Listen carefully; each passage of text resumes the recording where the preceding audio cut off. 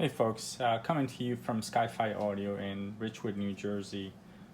Here's a quick video on one of our favorite decks, the Pioneer RS-1500 series reel-to-reel machine. If you're new to reel-to-reels, it's really an amazing format. We like to sort of rank it somewhere between an LP and digital. It's better than LP in our opinion. Mostly for the lack of noise and scratches and maintenance to the records, and a little bit warmer and more natural than any digital format. So there's been quite a revival lately on reel-to-reels, and we've certainly got a bunch in stock that are going through our laboratory in order to find new homes. The 1500 series came in a bunch of flavors. This happens to be the 1506. It is, they vary by the number of tracks and heads and functionality, whether they're auto reverse or one direction, etc. The 1506 is a sweet spot. It can play back in both 2 and 4 tracks, and it can record on 4-track mode. So it's a great sort of home machine if you're unsure what kind of tapes you're going to be acquiring over time. Having that functionality of being able to do 2 and 4 tracks is fabulous. You can pretty much do anything you want with a single deck. So let me go over a bit of the functionality and how it operates, etc. One of the first things that's evident about the RS-1500 series is the really interesting tape path. You see it here illustrated in the middle. The tape path is essentially the path that the tape takes traveling through all the pinch rollers and the tensioners and heads as it goes through the machine. This is interesting in the fact that it's vertical. It's not horizontal as you would see in on most tape decks, so you can kind of see, get a sense of what the path is going to be. So let me thread this one for you guys so you can see it. There's a nice diagram in the front. Can't really show you right now. It's up top, but the diagram will kind of, oh, here it is. Kind of illustrates to you in case you forget, because I do forget if I don't use the machine for a while. Just have a quick look up there. Give me a second while we connect the camera. All right, so here we go. The path is pretty simple after you do it a few times. You go around this tensioner here by the pinch rollers, the bottom of the machine, and then you do the exact same thing on the top or the right side, and then you thread it into your take-up reel.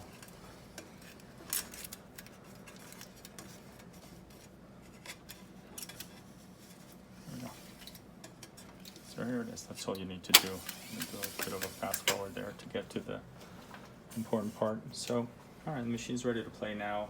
It's engaged. You can see the tensioners have put a little tension on the tape. The next cool feature is the speed, the strobe for the speed indicator. I'm sure I'm going to be able to capture this, but I'll try. The camera might sort of eliminate it, but you see this wheel here, much like a Technics 1200 SL, there's a really neat strobe built into it that will let you understand whether or not you've got an even speed.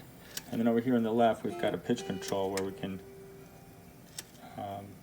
remove the locking function, and now we can actually play with the pitch of the tape machine. You can see it's moving fast, and now I'm going to move it slow. And as soon as you push it back in the middle, it re-engages and finds its true position, which is kind of neat. Camera back. All right, moving on. Let's go over some of the basic functionality of the machine or the controls. On the left side, we'll find here's just the power button. It has 2 VU meters, left and right channel. They're backlit. They look pretty cool. The pitch control I just went over. It's essentially a way to fine adjust. I think it's up to 6% the speed of the tape. And then another notable thing about this machine, it has 3 speeds. It can do 9.5, 19, and 38, which is equivalent to 3 3/4, 7.5, and 15. Obviously, the higher the speed, the more higher quality the recording is going to be because you're using more media. Here's a timer start. Not quite sure how that works. I've never used it. Down here is the meter scale to go between +3 and +6 dBs. That'll help you sort of readjust the meters. The mic attenuation to lower the volume of the mics, and here are your mic levels. Left and right, they're coaxial here. So you can adjust your input mic level right here. Line in level if you're recording from a line in or RCA jacks versus a microphone, and then your output level, which you'll see in operation in a bit. Here your left and right microphone inputs and headphones, so you can monitor and hear what you've done. Moving on to here, these two knobs here allow you to select between tape and source. That's really for your playback monitor, your headphones and your output, to understand whether or not you are playing back the source that you're feeding into it or the actual tape recording.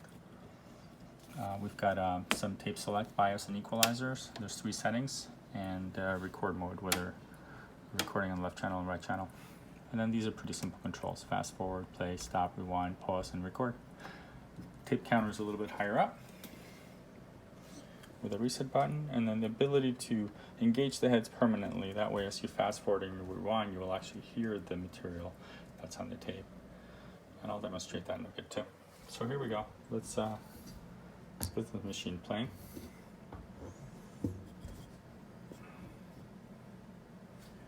We're going to engage the play. I've got I think a Bob Dylan tape that's been pre-recorded.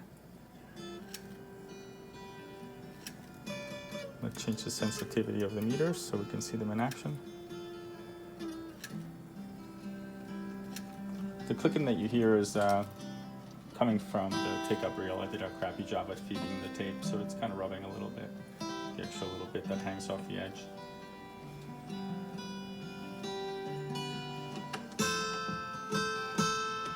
Beautiful sounding machine, great recording.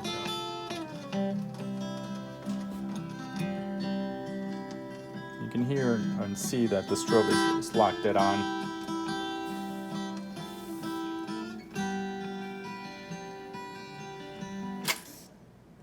Okay, here we'll illustrate a little fast forward and the rewind functionality.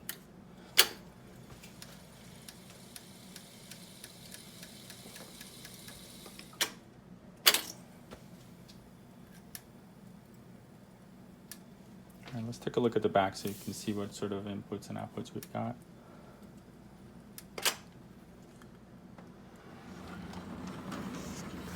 So pretty simple and standard for most tape decks. This happens to be a universal voltage, or at least a dual voltage machine. Allows us to select between 110 and 220 volts. So this machine could technically work overseas. Serial number here, model RS-1506 US. Not we're quite sure what year this corresponds to the serial number, but these machines were typically made somewhere between the mid-70s and mid-80s. And then we've got 2 sets of line level outputs, and then the line inputs here, and the pass-through for the line inputs. This can also operate on an external battery, and here are the controls and the connections for it, and the power cord with little storage for the power cord. And that's about it. Technics. RS-1506. Thanks for watching. And if you like this video, please subscribe to our channel and visit our website at www.skyfiaudio.com to see what sort of cool gear we've got. Thanks for watching.